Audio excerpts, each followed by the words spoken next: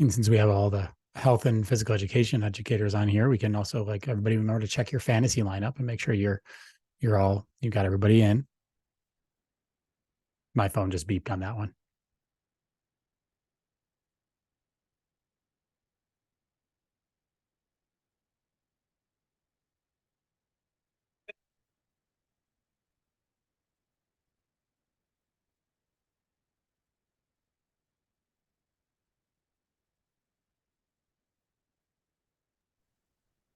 Okay, we are going to get started.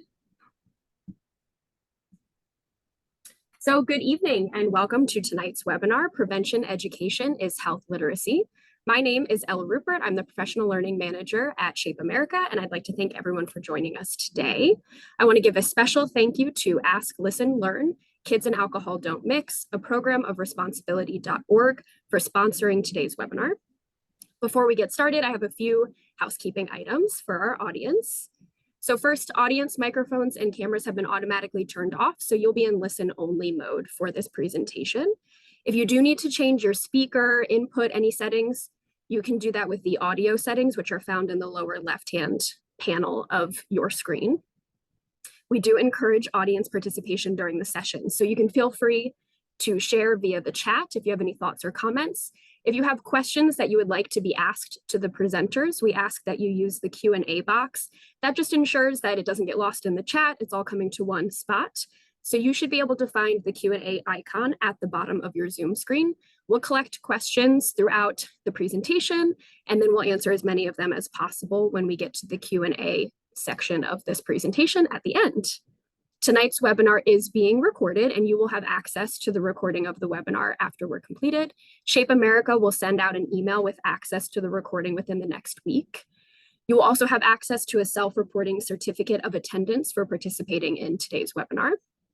And as you can see, closed captioning has been turned on for all attendees for accessibility purposes. So that was logistics. And so now I'm excited to tell you about today's webinar. Skills-based health education provides students with the knowledge and skills needed to make health-enhancing choices and lead a healthy lifestyle. Health literacy is an important measure of the effectiveness of health education, and it's critical to ensuring that students have the ability to address their own health needs now and in the future. The month of October is observed as Health Literacy Month, during which Shape America highlights health education resources, tips, insights, and celebrates our community of health and physical education teachers for their work in teaching life-changing skills to young people.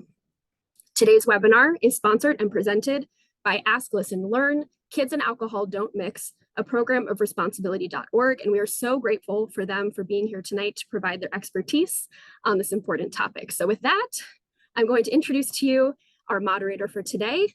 Our moderator is Letitia Varr. She is an educational advisory board member, former teacher, and parent influencer. And Letitia is going to introduce our panelists and lead us through this fabulous presentation. So Letitia, I turn it over to you. Thanks so much, Elle. I want to say that we're really excited to be here today with this wonderful audience. Huge thanks to everybody who's taking time out of their day or evening to join us for what will be an informative and inspiring webinar. So as Elle said, I work with responsibility.org. I'm a member of their educational advisory board. I'm a former middle school computer science and engineering teacher. I'm a parent influencer, and I've contributed to Ask, Listen, Learn for a number of years. I'm very familiar with the curriculum and resources that we're going to be talking to you about tonight.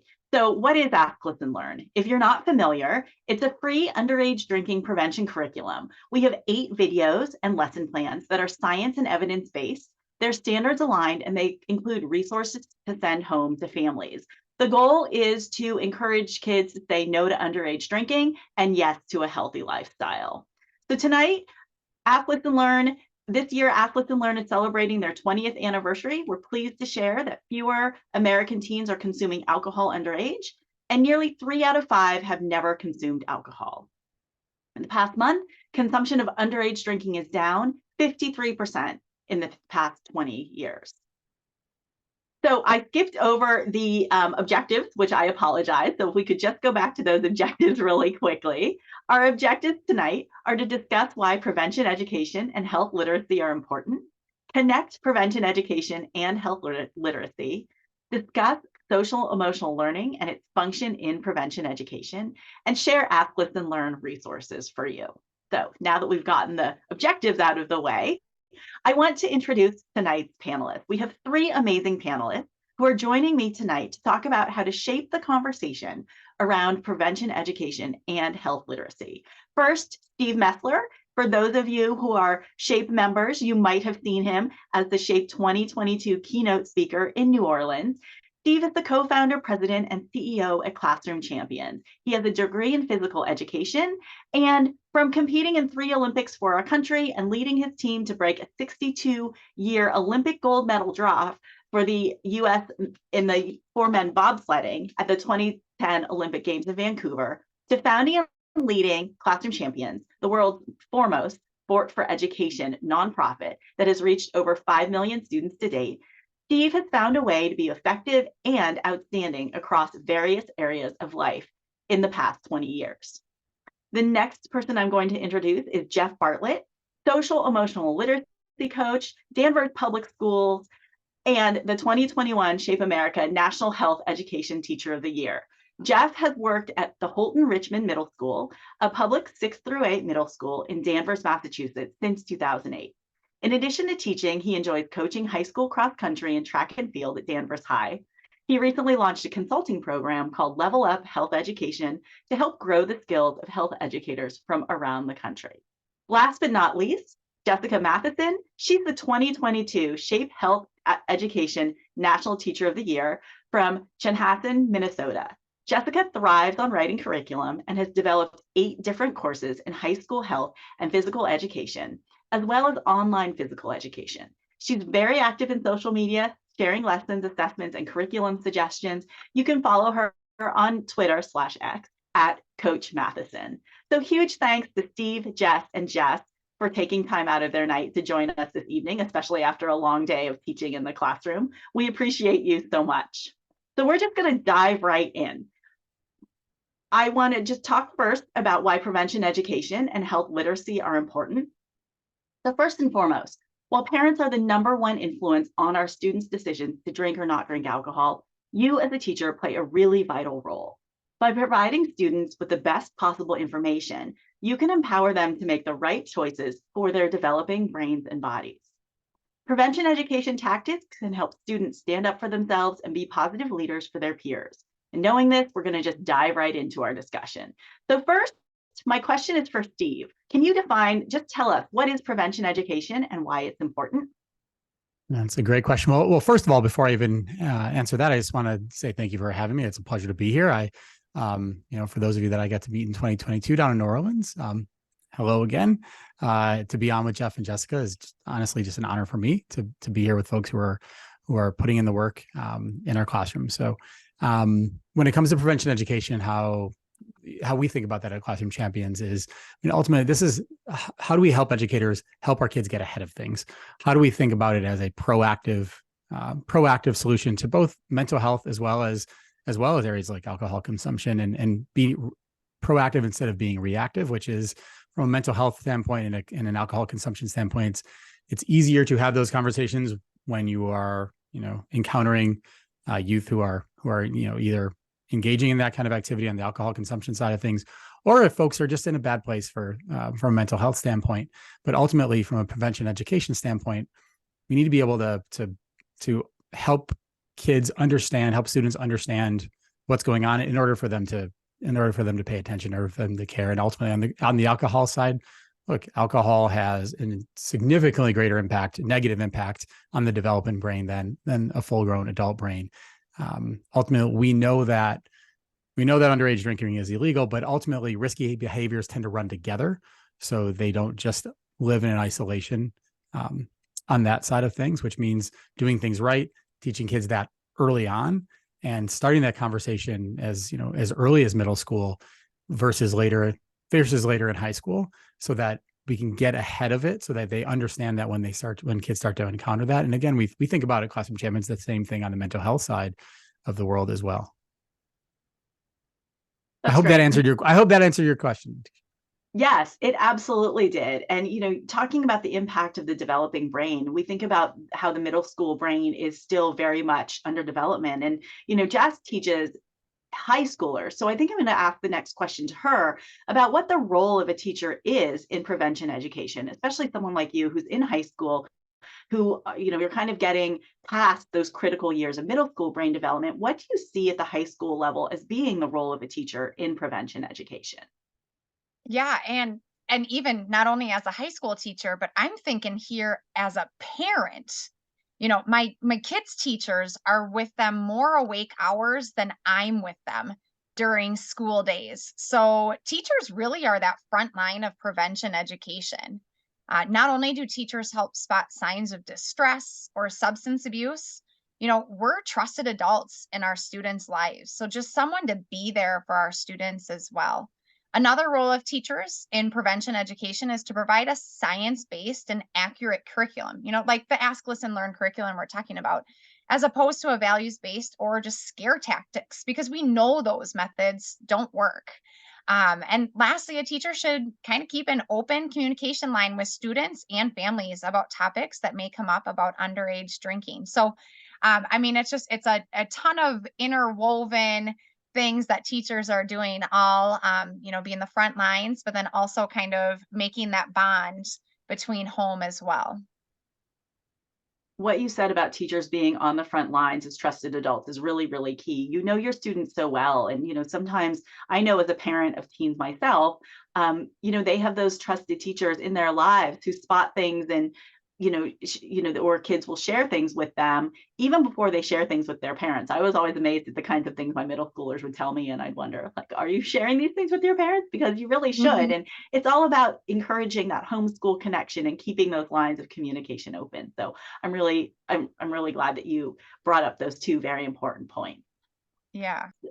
So Jeff, my next question for you, what is health literacy? So when we are looking to develop students that have health literacy, we're looking for students that can understand their health and well-being, but also how their choices, how their actions impact their health and well-being as well. And if we look at the Shape America definition, we talk about how health literacy is the ability to access, to understand, appraise, apply, but also advocate for health information in their lives in order to maintain and enhance their health or the health of others. And what I like about that definition is that there's a lot of verbs there, right? So health literacy is very much something that we are doing, right? We're accessing info, we're understanding it, we're appraising different things, we're able to apply different behaviors to our own lives and our lifestyles. And so that's our goal, is to develop that with our students. We can teach them to address not only their own health needs, but also eventually the health needs of others. I always have conversations with students and say, hey, yes, this is a skill that you're developing, but someday you're probably going to be in charge of someone else, whether it's a child of yours or maybe a parent as they get older. And so we want to be able to make sure that we can apply knowledge and skills to enhance their health, right? So it's not just about the now, but it's about the future. And we know that students, if they have the skills to be able to say no, if they have the communication skills, if they can make good decisions, if they're able to advocate for themselves and access good health information, all of these skills from our national standards, that, they can understand why they should avoid alcohol. And they're more likely to say no when they're pressured because they know what the choice is for them. And that's to not drink. So that's what we're looking for when we think about what health literacy is and how we can develop that in our students. You mentioned some key things here, and this is really active learning. This is not passive learning. This is active learning to develop these lifelong skills and the importance of connecting those skills. So let's connect prevention education and health literacy. Let's put it all together. Jess, what would you say, what skills are important for prevention education? Yeah. So I think, when I'm talking about developing a curriculum, something I love to do, I always keep my students at forefront with it. And what I know is my students want my health curriculum to be about them. They're always, why does this matter to me? And why do I have to know this? So when teaching a prevention education curriculum, they need to know why they shouldn't drink. They need to know why it's bad for them. And that's our standard one right there. That's the functional knowledge. But then what we need to do is throw in those skills. We need to talk about decision making. that if we're presented with the opportunity to consume alcohol, should we or shouldn't we? We need to place an emphasis on our values and what really influences those decisions as well.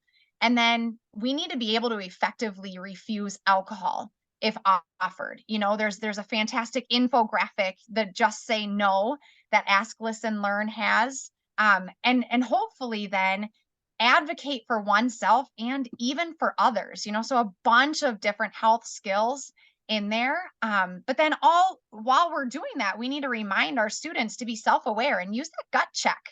And that as a teacher and that trusted adult, like I was talking about, that I'm on their team too. And I'm there to help support their health and their healthy choices as well. I love that. I'm on their team too. That's so true. We're not working against them. We're working with them. And I find as a mom and as a teacher that we can say no until the cows come home, until we're blue in the face. We can say it over and over again. But what I found is when kids have the facts and they know how their brain works, the science behind their brain and what it does and how alcohol affects it, they're more likely to say no to underage drinking and yes to a healthy lifestyle, because that has been turned on in their brains and they understand that from a science perspective, from a fact-based perspective. So that's what I really love about Ask, Listen, Learn, that it is very science and health-based. And it shows students and our own kids, for those of you who are parents, that we're not working against them. It's not just a no to say no, but there's a real reason behind why this isn't good for you. And Jeff, you got at the crux of the importance of this. Is it's the functional knowledge. So those skills are so vitally important, as you as teachers know. So my next question is for Steve. What does it really mean to have a skills-based approach to health literacy? We're talking a lot about skills just now. So what would you say it means to have a skills-based approach to health literacy? I was just saying, I mean, I love that. I mean, it piggybacks off of what Jess just talked about. Like, look, first of all, I think to understand what it means to have a skills-based approach is also to understand what it doesn't mean to have that. And ultimately, it's also to kind of trifurcate between skills versus traits versus habits, and have kids understand the difference. Like, look, a habit is something that we do regularly and we don't have to think about it much, but it's not necessarily like I have a habit of brushing my teeth every night. It's not a skill. It's something we're all doing that on a regular basis. Like, maybe I start my left side first and the right side. That's my habit. A trait is around my house and around, when we think about it at Classroom Champions from, the social emotional development standpoint, traits, we look at traits. If I could reword a trait and actually turn it into a 4-letter word, I would. Because ultimately, when you teach kids about traits, that's something that somebody else has. Somebody has the trait, they display the trait of perseverance. Well, that person has that trait and I don't. And that means it's not something that I can actually adapt. Where schools really thrive is in skill development, knowledge development. And ultimately, we look at, whether it's health literacy, mental health, or social emotional skill development from a skills-based approach, which means that it's actually something tangible that I can learn, which also means I'm going to be bad at it when I start. Just like shooting a basketball, just like, bobsledding. I was a horrible push athlete the first time I tried to push a bobsled down the track, not far from a few miles away from where I live here in Calgary. When the U.S. national team brought us up here, I was terrible at first. And then I got a little bit better. And I got a little bit better. And then I worked on it. I listened to my coaches and I got feedback and I got better and better and better and better. And ultimately, our methodology in Classroom Champions is that when we take that health literacy approach, and it's the basis of our partnership with Ask, Listen, Learn, which is when we think about healthy decision-making for kids and we think about setting a goal to, whether that goal is to get an A on the math test or whether that goal is to not drink underage in the case of the topic tonight, we kind of sometimes skip over teaching kids what the actual mechanics are of executing on a goal.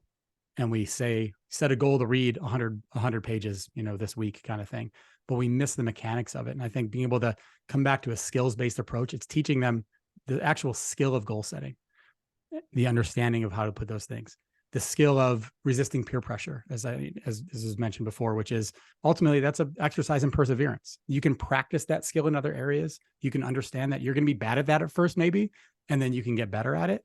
And then ultimately it's helping kids understand that the overwhelming majority of the time we have autonomy over the choices that we make in our lives.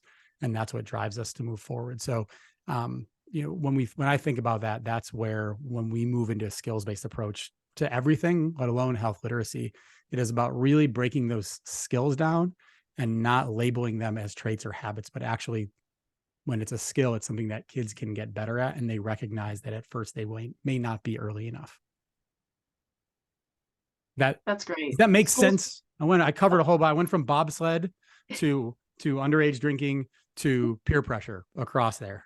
But I kind of love that trajectory of things you covered and that whole wide spectrum. I love that you were vulnerable. So thank you for that and sharing with us that as an Olympic gold medalist, these things don't happen just right away. You didn't just hop in that bobsled and you were speedy and you were good right off the bat. But I think that that's a really great example. Schools do thrive in that skill and knowledge development. Like you said, that's what teachers are doing in their classrooms day in, day out. And I think sometimes it's easy. I know, well, maybe not for everyone, but it was easy for me to forget as a classroom teacher in a moment that that's what I was building and that's what I was doing. So thank you for that, that great spectrum that you gave us, in your answer. I do really appreciate that. We're going to continue along the lines of skill-based approaches, and I'm going to turn the next question over to Jeff.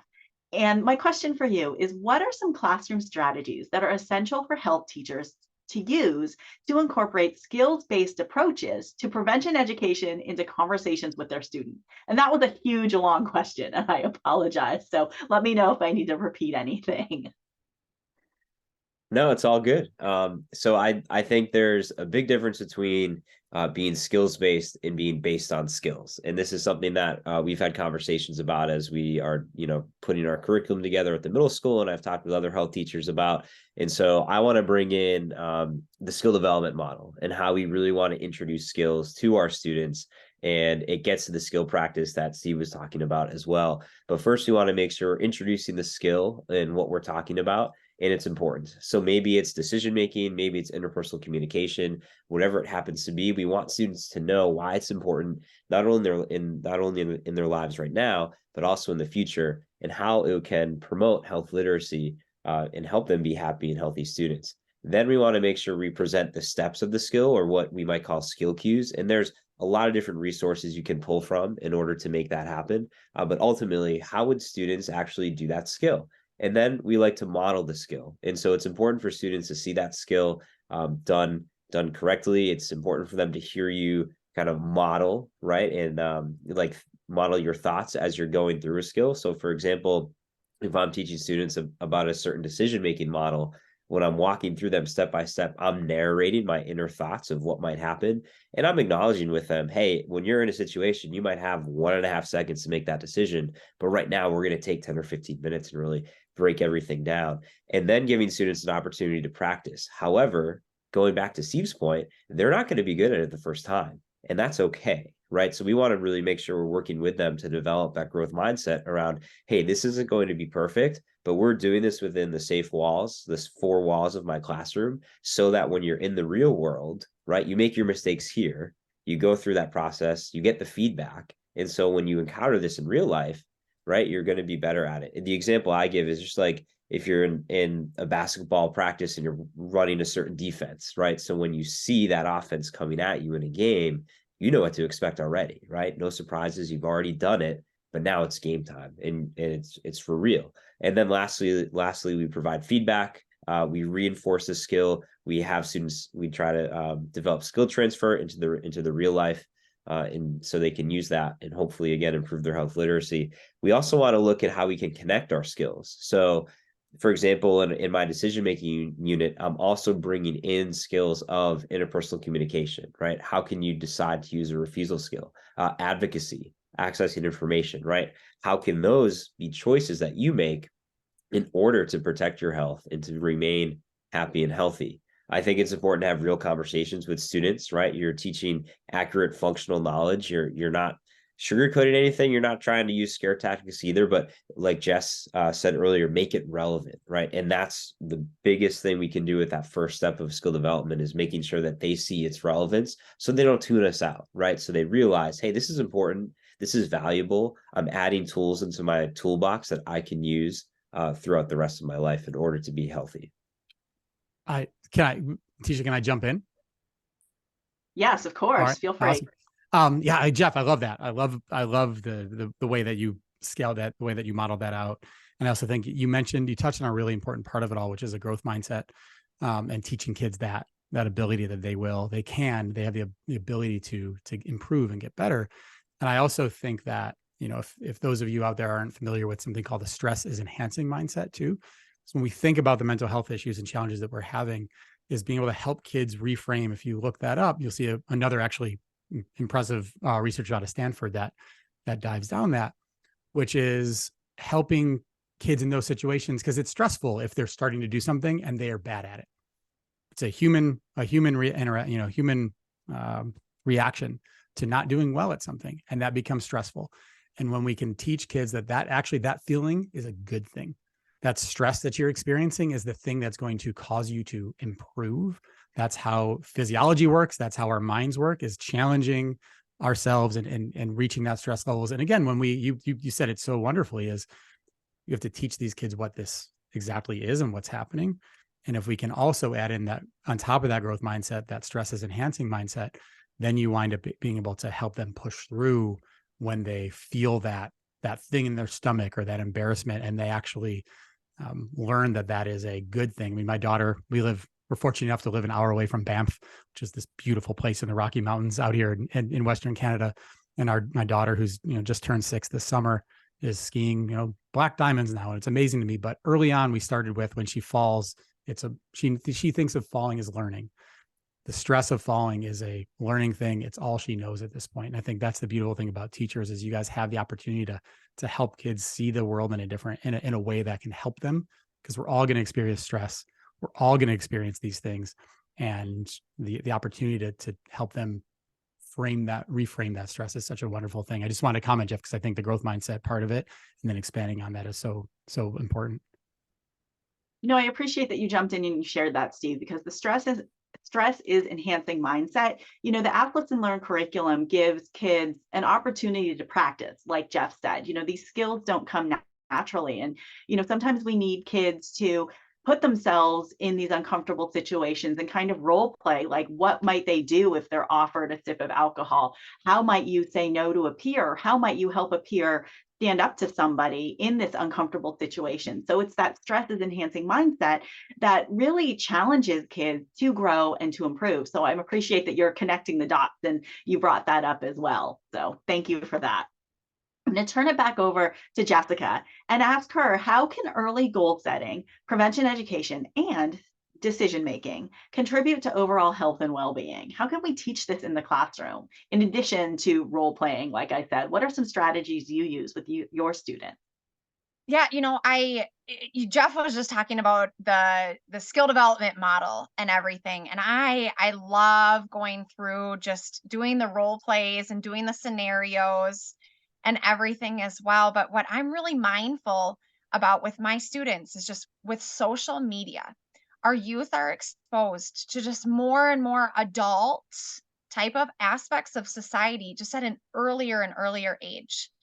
So when we're talking about trying to prevent students from underage drinking, when our students are proficient, mastered that skill development model, and in both goal setting and decision making skills through the prevention education model, and this doesn't only have to come from school. Like, it can come from home. It can, like Steve, it can come at the bobsled course. Is it a course, Steve? I think it's a course. The track, bobsled track, but we'll take course. We would accept course as a Jeopardy response as well. Yeah.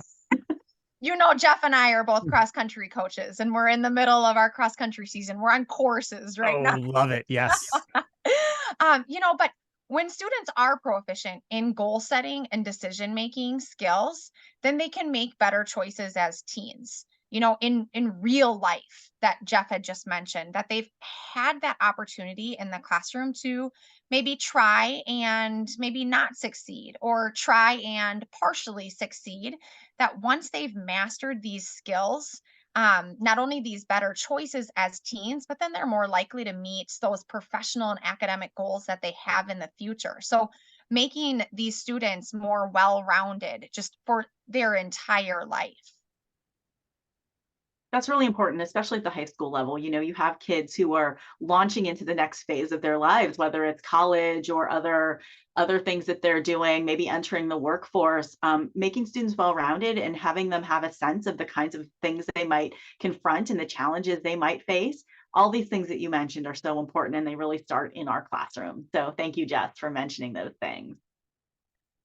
Some of the SEL skills in prevention education are goal setting, refusal strategies, sense of self, and decision-making skills. Steve, my question for you is, how does developing SEL skills in the classroom help students make healthy choices in the future? And I think Jess touched upon this a little bit, but share with us your thoughts on this. Yeah, no, I mean, I love that. Look, as somebody who has been involved in supporting schools and teachers to bring SEL in the classroom well before it was called SEL, before back when it was called non-cognitive skills or 21st century skills. Jessica, what else had it been called before it kind of, and and look, there's probably many of you that are in states right now where the word SEL, the acronym SEL is probably not the term to use. But Jessica, Jeff, I mean, what else did it used to be called? It was the hidden curriculum. We'd hear from teachers it would be the hidden curriculum. Yeah, I've heard the hidden curriculum used before as well. I mean, even just general like life skills I've heard too. Yeah, and life skills. I was going to say life skills too. Yeah. Yep. Yeah, Well, life and, skills seems to be making a bit of a comeback, especially in the states where SEL is having a political issue. So, but ultimately, look, I understand that I'm biased, but I also bring in the experience I had, which is I could look around myself at the top of the Olympic track and the quality of athlete that was around me. No one was more than, 5% of one standard deviation away from each other. No one was that far away from each other athletically. So what did that mean? It meant that the people who separated themselves, the people who succeeded in sport were the ones who had what I would call, again, skills to follow through on their goals, to push themselves through, to persevere through the challenges they had, to take feedback positively and look at feedback as the tool that it needs to be in order to get better. I always say, imagine how wonderful it would be to have a room full of sixth graders who took feedback from their teacher like Olympians do. I moved to a foreign country to have somebody tell me what I did wrong 20 times a day. And if he didn't, I just assumed he wasn't watching.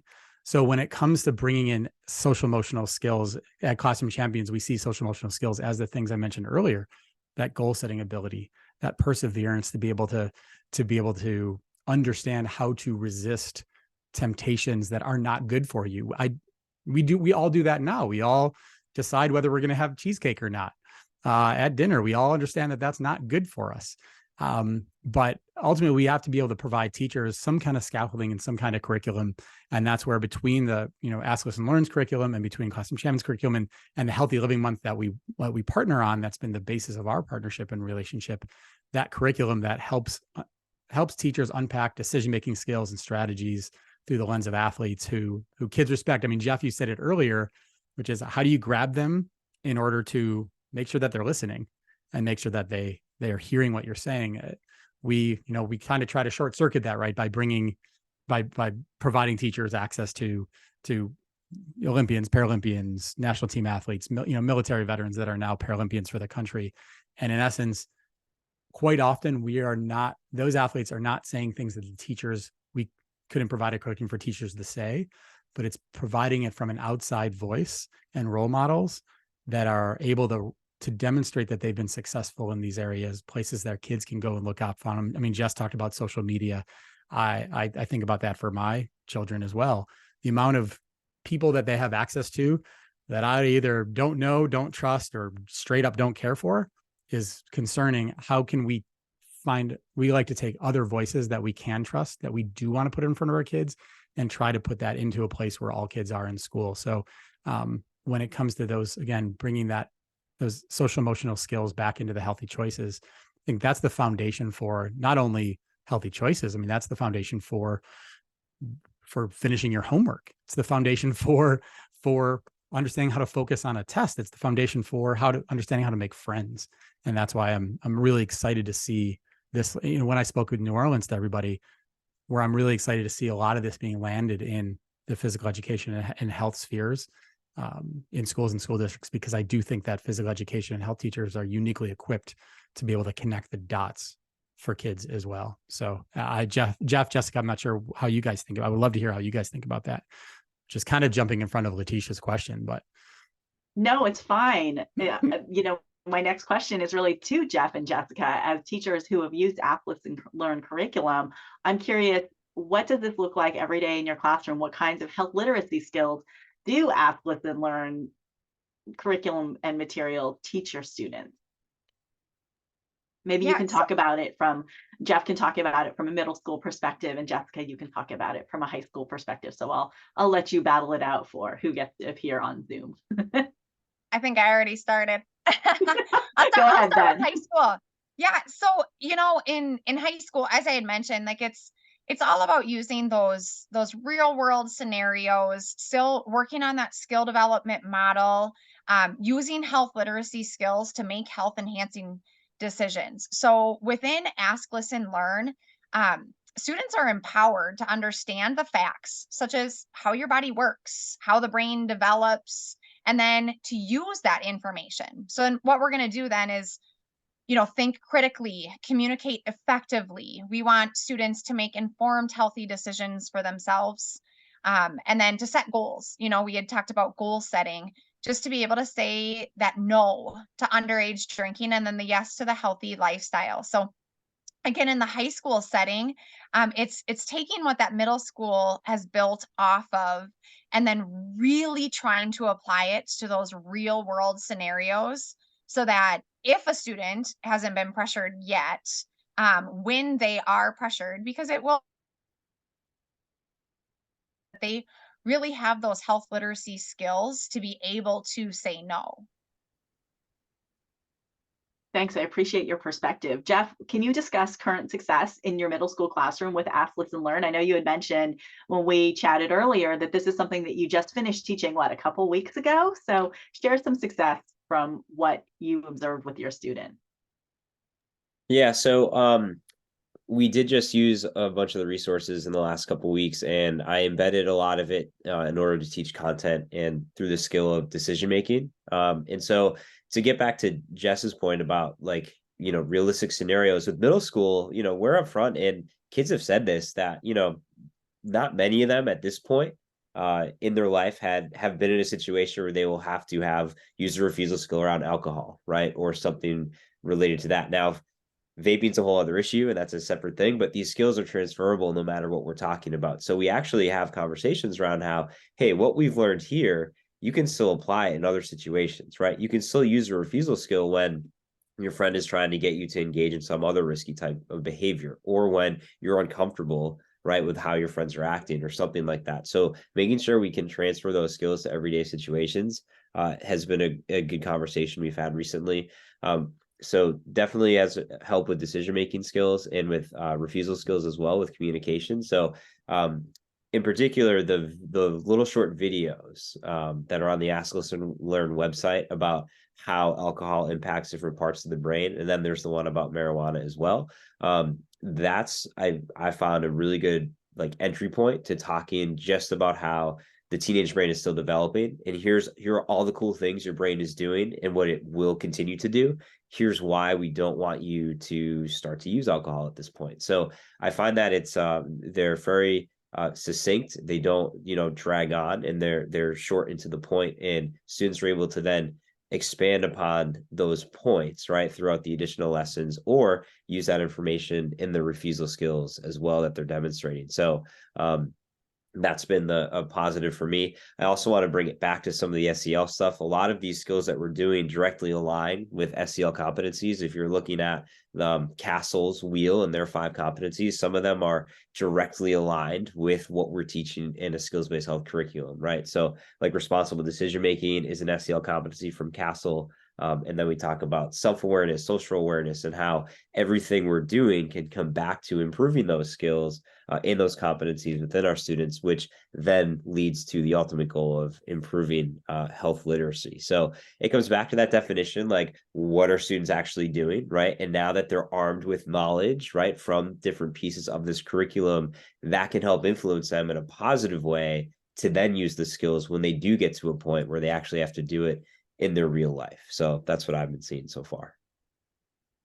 I think having transferable skills and teaching kids skills that are transferable are really is really key. I mean, we talk about how kids need these lifelong skills. These usual and refusal strategies are not only applicable to alcohol, but vaping, and then other things that they might confront later in their lives when they do get challenged and they do get put in these situations that ultimately make them grow. They're going to have these key competencies to be successful, adults going forward as they grow up. So thank you for mentioning all those things. And you also touched on our videos and our curriculum in what you just said. I'm curious, and I'm going to pose a question to the audience. So for those of you who are watching, I have a poll for you.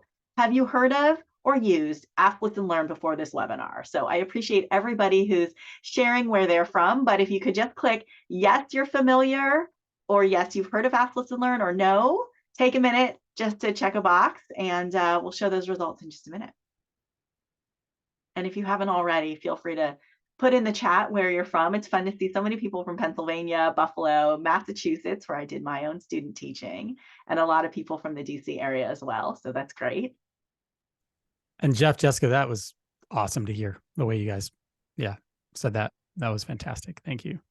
The last section. It's always just so great to hear how you guys are thinking about it and not just implementing, but like how, that's great teaching, just like great anything, right? You have to be deliberate, and you have to be thoughtful, and you have to look at the research and understand what you're doing and then try things. And I love the way you articulated that.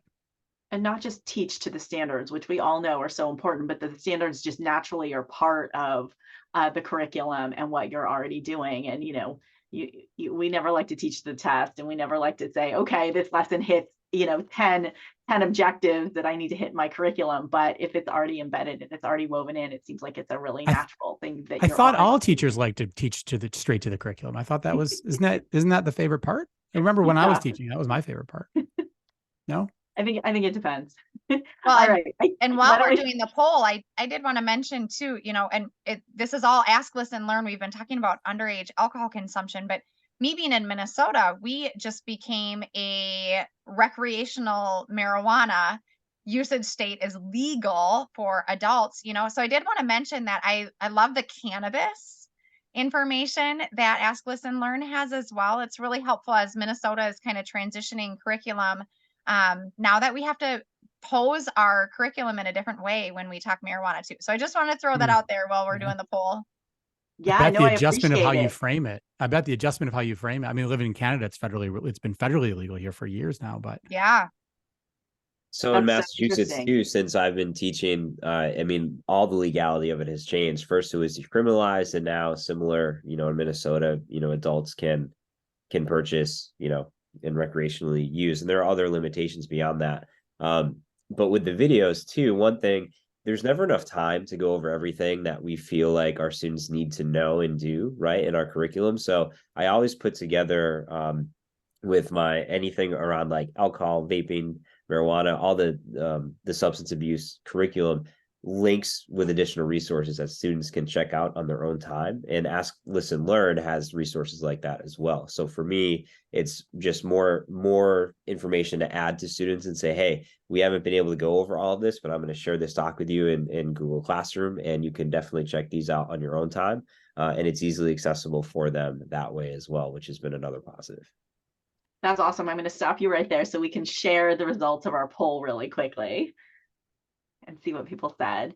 So we're about 60-40, 60 yes, 40% no. So that's really good to know. I'm glad we have some people here who are familiar or have heard of Ask, Listen, Learn. And we also have some people who are new and haven't heard of Ask, Listen, Learn before. So for those of you who are unfamiliar, Ask, Listen, Learn teaches students the science of how alcohol affects their developing brain and gives them the tools to say yes to a healthy lifestyle and no to risky behaviors like underage drinking.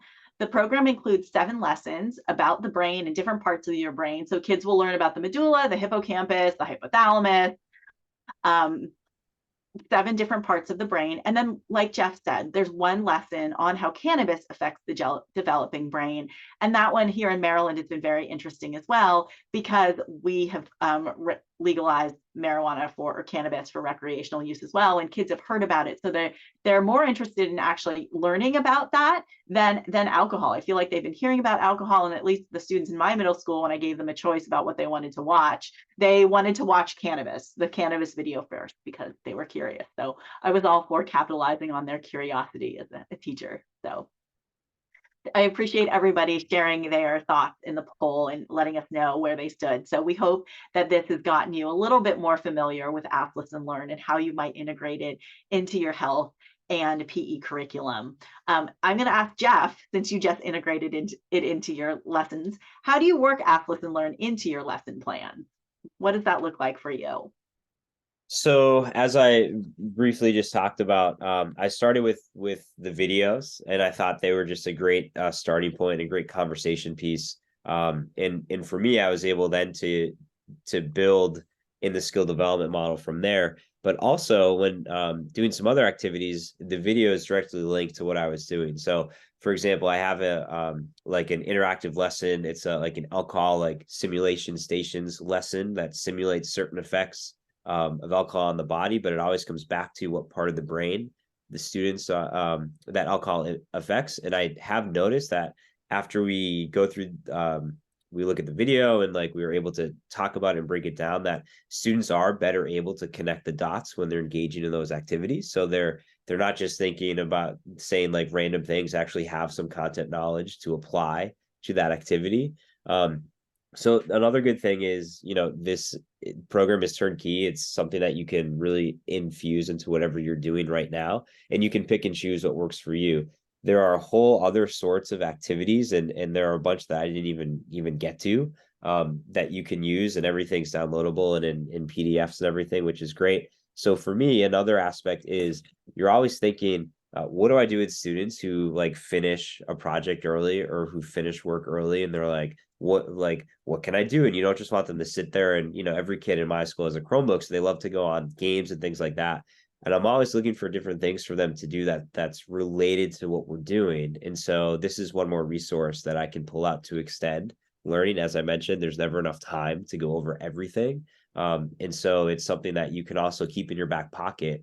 Maybe you have a day, maybe one class is ahead, maybe a class is, done early, and you can just access these resources and use them that way. So for me, again, videos were the introductory activity to the unit and to learning the functional health content for students to apply through skills, but you could really implement it in whatever way. I've even thought about, we have like a rise block, which is 25 minutes before or after lunch, and that rotates. So I'm like, hey, if I have an extra 25 minutes, maybe there's something I can go back to implement there. It might be like a flex time in your schedule, things like that as well. So another thing is to maybe pair it with different awareness weeks. I know Red Ribbon Week, certainly Health Literacy Month, right?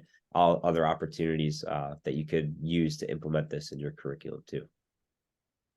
I love that you start your lessons and you start the knowledge with the videos. Do you have kids who are, singing, butter and toast, and do they get the jingle in their head? And then actually, you just yeah. hear So the jingle, I mean, right away, they're like, what? Like, what do they say? Like, what is this? And they have a laugh. Robots and tacos. Actually, what? Of course those go together. Literally, right. So it's actually been a funny little little hook for them in that way.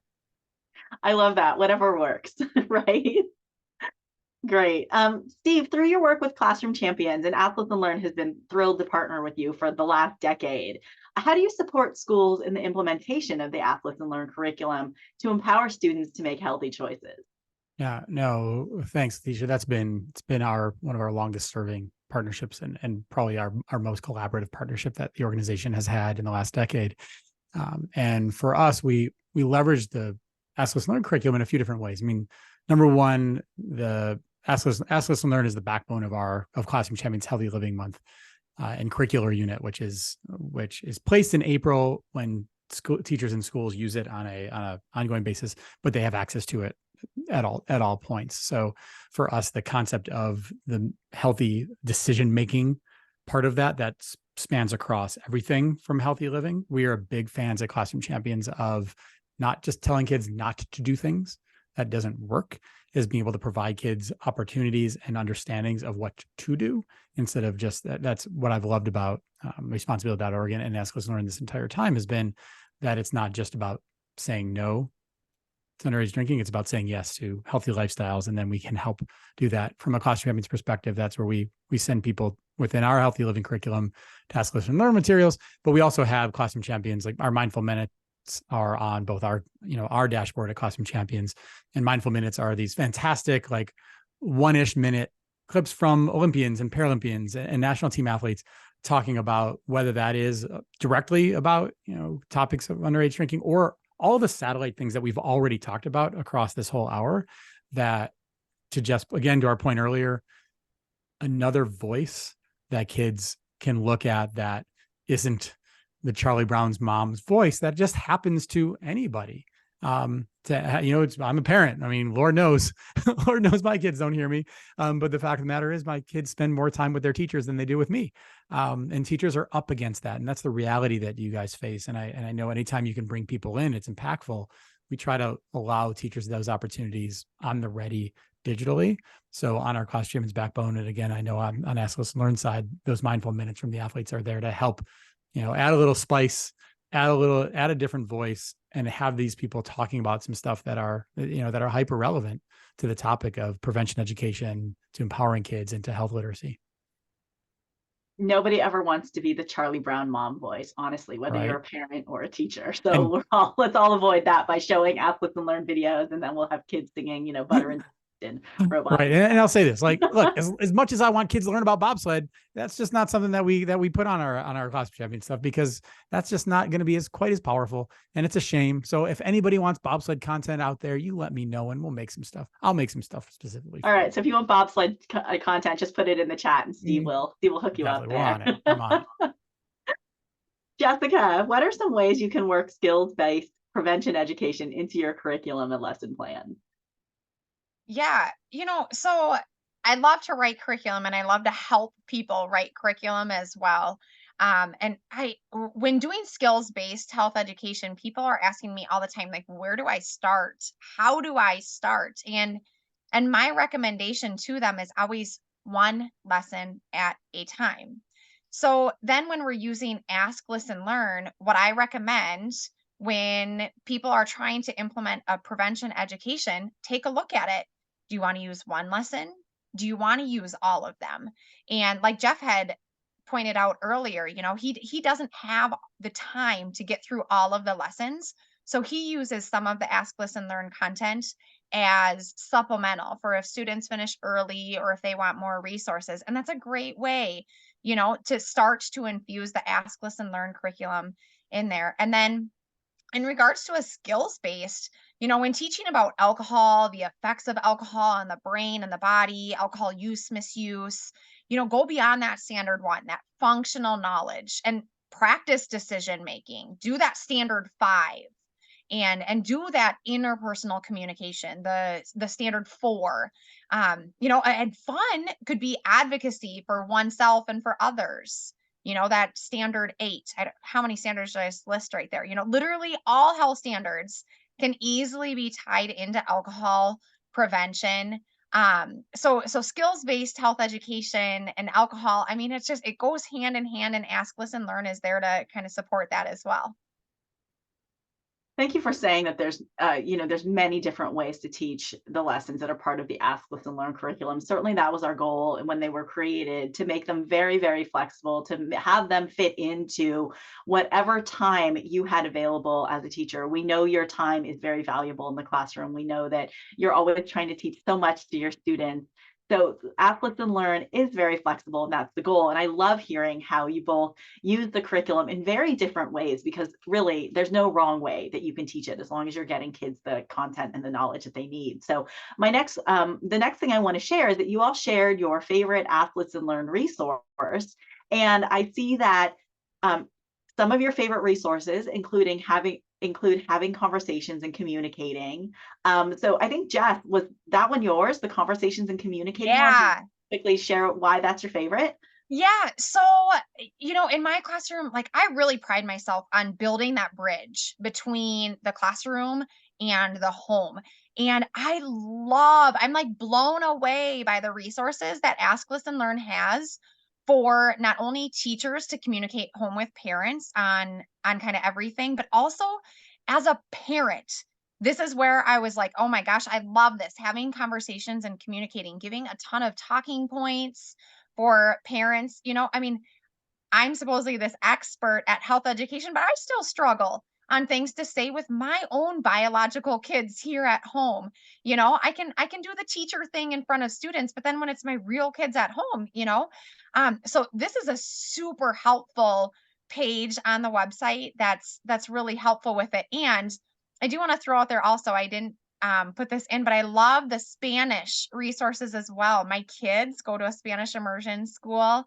So not only for native Spanish speakers of my students and their families, but also for my kids to be able to learn in Spanish as well. I love it. So I hadn't thrown that one out there, but I wanted to give a little plug for the Spanish as well.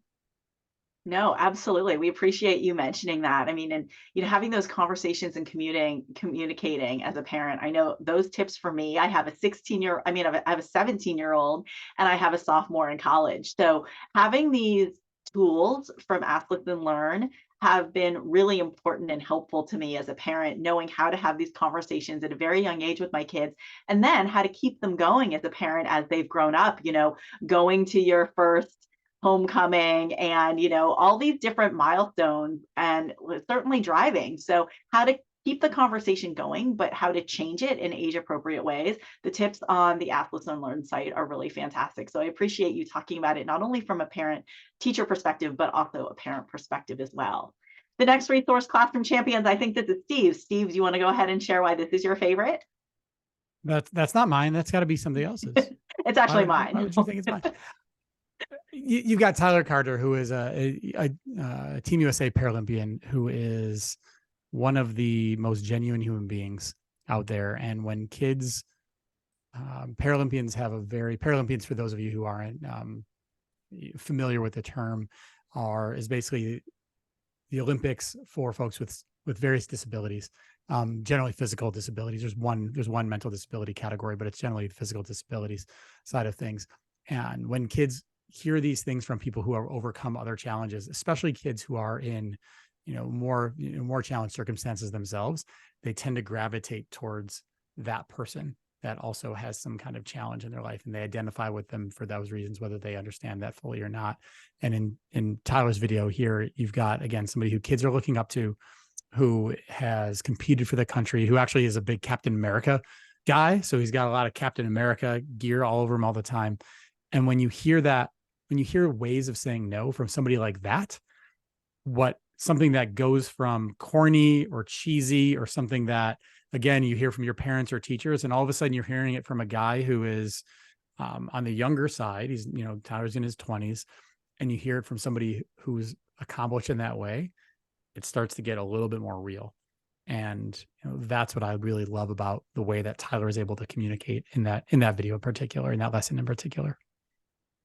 That's great. I'm gonna have to go back and watch some more of the Mindful Minutes ones. It's been a minute. You sure are. I do really like that they're up there. I always find hearing from the athletes so inspiring, and I was really pleased to host a webinar with you last week, and it was amazing Olympian athletes who talk about goal setting. So definitely check out the Classroom Champions Mindful Minutes and all the great words of wisdom from inspiring individuals. Jeff, the last one is yours, and I want to be mindful of time. I know it's 8 o'clock. We have just a couple more things to get through, and then I wanted to leave it open for some questions. I understand if attendees, if you need to leave, and panelists too, I don't want to keep you much past 8 o'clock, but is it okay if we just finish up this one section and then see if there are any questions we can answer quickly? Is that all okay with everyone? Let's do it. Yeah. Okay. Yeah, sounds good. Happy to. Be quick. All right, Jeff, talk to us about how alcohol affects your developing brain. I know you mentioned it already, but anything else you want to share about why this one's your favorite?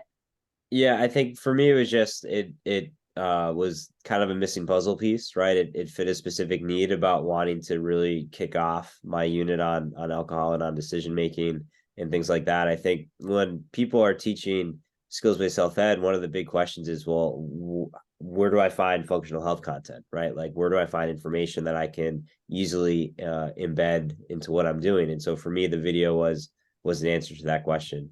I'm definitely going to check out what what Jess mentioned, because we're starting, one of our goals this year is we're trying to, after every unit, send an email blast home called Continue the Conversation, which is we're trying to provide families and caregivers with resources to discuss what we've been talking about in health ed. So it looks like I have something I need to check out, that I can then share with our families as well. So I'm looking forward to doing that now. They're awesome. You're going to be blown away.